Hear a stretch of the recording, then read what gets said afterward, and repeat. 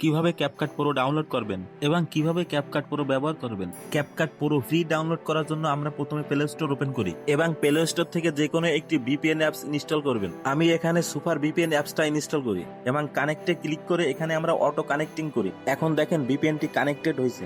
এখানে আমাদের আর কোনো কাজ নেই। এখন আমরা ব্যাকে ফিরে আসি। দ্বিতীয়বারের জন্য আমরা আবার প্লে স্টোর ওপেন করি এবং সার্চ বারে টাইপ করি ক্যাপকাট এবং সার্চ করি এবং ক্যাপকাট ইনস্টল করি।